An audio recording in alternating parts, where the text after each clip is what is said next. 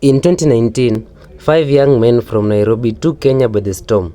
Their music blasted through matatus, clubs, estates, and parties across the country. It seemed like every young person knew the lyrics to their biggest hits, and almost overnight, Silas Gang became one of the biggest names in Gengeton. Fame, money, and endless opportunity came knocking at their doorstep.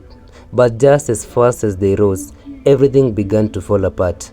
Management disputes, public controversies, changing in music trends, and internal challenges slowly pushed one of Kenya's most promising groups away from the spotlight. So, what really went wrong? How did a group that looked destined to dominate Kenyan music lose the momentum they had worked so hard to build? This is the story of how fame changed Silas Gang forever. Remember to subscribe if you enjoy this content.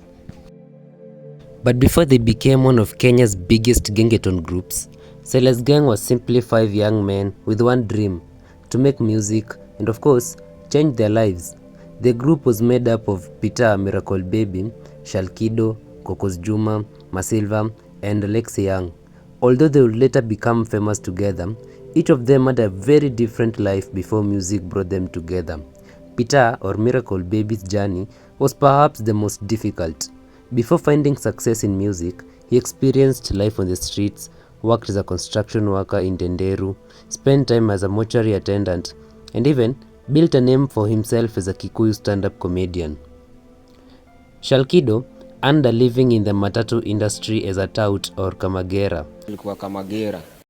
while Kokos Juma worked as a hairdresser and a broker. Masilva, on the other side, worked as a construction worker, and Lexi Young sold clothes in Kabugu. Manguo. Like many young people chasing a better future, they worked ordinary jobs while holding on to extraordinary dreams. And even before forming Silas Gang, each member was already trying to build a music career on his own. Their paths finally crossed at a youth event, where they discovered they shared a passion for music and a common goal for making it in the industry. One important moment came when Shalkido approached Mwalimu Rachel, who would later become the group's manager. Her guidance, belief in their talent, and a united vision, Silas Gang officially began their journey. At the time, Gengeton was already becoming one of the biggest movements in Kenyan music, creating opportunities for new artists to break through. Silas Gang knew this was their chance. They had the talent, the determination, and now they had a team behind them. What they didn't know was that one song would soon turn five ordinary young men into household names across Kenya. And after coming together and finding guidance under Mwalimu Rachel, Silas Gang now had one goal: to make a name for themselves in Kenyan music industry. And for that to happen, they needed a song that would introduce them to the country. And that opportunity came with a track called Wamlambez, which was released on 26th November 2019 through Black Market Records. The song was uploaded to Mwalimu Rachel's YouTube channel. At the time, it seemed like the perfect decision, because Mwalimu Rachel already had an established online audience, giving the group a much better chance of reaching listeners across the country. Then something incredible happened. The phrase Wamlambez Wamnyonyez spread like wildfire. The song quickly moved from phones to matatus, from clubs to social media, until it seemed almost impossible to escape. But before long, Silas Gang had become one of the most talked about groups in Kenya, with the trend even catching attention of celebrities beyond the country's border. Then you say Wamnyonyez. Wamnyonyez. Yes. Wamnyonyez. For five young men who had spent years chasing an opportunity, everything changed almost overnight. But with the decision to release the song through Mwalimu Rachel's channel helped introduce Silas Gang to millions of people, no one could have predicted that the same decision would later become one of the biggest turning points in the group's journey. But for now, however, none of that mattered. Silas Gang had finally made it. The success of Wamlambez changed everything. In a short period of time, Silas Gang went from being a group of young artists chasing an opportunity to one of the most recognized names in Kenyan music. The song was no longer just a hit, it had become a cultural moment. Everywhere they went, people knew the words. The phrase Wamlambez Wamnyonyez had become part of everyday conversations, parties, and celebrations across the country. With their newfound fame came opportunities that many upcoming artists only dreamt about. Celeste Gang began receiving more attention from the media, performing on bigger stages, and becoming one of the faces representing the new wave of Kenyan music. They were no longer just part of Gengeton, they were among the artists leading its explosion. The group that once needed a chance was now being invited to shows, interviews, and events where thousands of fans wanted to see them perform. But fame came with a new reality. Suddenly, 5 young men who had spent years trying to be heard had to learn how to live with being watched. Every move, every song, and every decision now carried more attention than before. The success of Wamlambez opened doors that changed their lives forever. It brought recognition, opportunities, and a level of popularity that few young Kenyan groups had achieved. For Celeste Gang, the dream they had chased had finally arrived, but reaching the top was only the beginning, because staying there would become the real challenge. For Celeste Gang, it seemed like they had finally achieved everything they had worked for. I mean, their music was dominating conversations, they had built a loyal fan base, and the future looked brighter than ever. But then, the world suddenly changed. In early 2020s, the COVID-19 pandemic brought Kenya's entertainment industry to a standstill. Concerts were cancelled, clubs closed their doors, and live performances were also cancelled. The main source of income for many artists disappeared almost overnight. And like many musicians, Celeste Gang found themselves facing an uncertain future. And according to public accounts, during this difficult period, their manager, Mwalimu Rachel, told the group that they needed to tighten their belts because she could no longer promise the same earnings they had been receiving before the pandemic. Corona hit. They got a bit, they panicked. Kwa sababu nilikuwa naambia guys, sasa lazima tujikaze nini? Funga mshipi. Mambo ya kwenda out na nini tulieni. If it's catering for your basic needs, pay that first. Because there's no money coming in and I cannot promise you that I'm going to give you the same amount of money that before.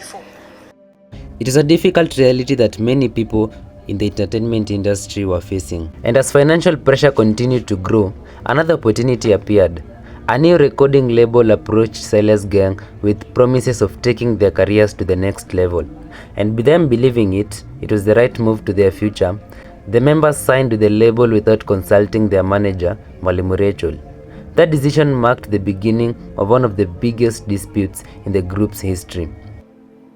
Things got tighter financially, and that's when this record company, record label, came in and promised them good things. Tutalipia rent, tutapatia pesa.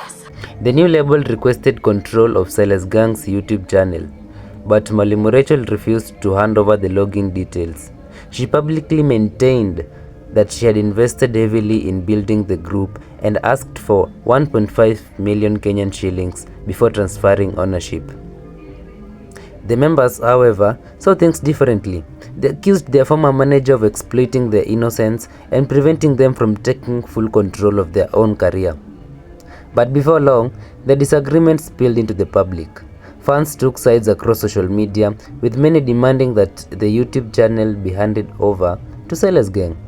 What had once looked like a successful partnership had now become a very public breakup. And Celeste Gang, hoping for a fresh start, the group moved forward with a new recording label. The deal promised monthly payments, free recording sessions, and opportunities to grow their own careers. But the fresh start never turned out the way they had imagined. Some members later claimed that the agreement came with strict conditions that limited their creative freedom, leaving them frustrated and emotionally exhausted. Instead of solving their problems, new challenges continued to emerge. And at the same time, the music industry itself was also changing. This was another problem that led to the decline of Celeste Gang. As months passed, Gengeton gradually began losing momentum. Listeners started looking for new sounds, and many felt the genre had become repetitive. Celeste Gang continued releasing music, but none of their new songs managed to create the extraordinary success of Wamlambez. Lexi Young also publicly claimed that some artists they had approached for collaboration stole their songs, adding yet another obstacle to the group's journey. Mwizi. Mwezi wa nini tena? Mulifanya song na Kalikas na kutoka? Mngefanya kwanza right Apparently mse alitumiwa ngoma akaifanya yake. Looking back, it becomes clear that Silas Gang's declines wasn't caused by a single event. It was the result of several challenges happening at the same time: a global pandemic, management disputes, business decisions, changes within the music industry, and growing internal pressure. The group that had once looked unstoppable was now slowly drifting apart. But after everything that happened, where did life take each member of Silas Gang? Although Silas Gang may no longer be together as they once were, each member has taken a different path in life. Peter, or Miracle Baby, and Shalkido explored a different direction in music by venturing into Mogidhi. Imagine, showing a willingness to adapt after the group's decline. Lex Young took an entirely different route. After publicly embracing Christianity, he attempted to reinvent himself as a gospel artist, a move that surprised many fans who remembered Silas Gang for their bold and controversial image. Anyways, Christ is for everyone and Christ saves everyone. Masilva has continued releasing music from time to time. However, none of his recent releases have managed to recreate the success the group enjoyed during the Wamlambez era. As for Kokos Juma, he gradually stepped away from the public eye since the group split. Very little has been publicly known about his whereabouts or what he has been pursuing. While Silas Gang's journey as a group came to an end, the story of Gengeton did not end with them. New artists such as Saru, Furthermore, Triomio have continued carrying the genre forward, introducing it to a new generation of listeners. Silas Gang may no longer be at the center of Kenya's music scene, but their influence remains undeniable. They proved that a group of ordinary young people, armed with sheng, creativity, and confidence, could capture the attention of an entire country. Their rise was extraordinary, their fall was painful, but their place in the story of Kenyan music has already been written.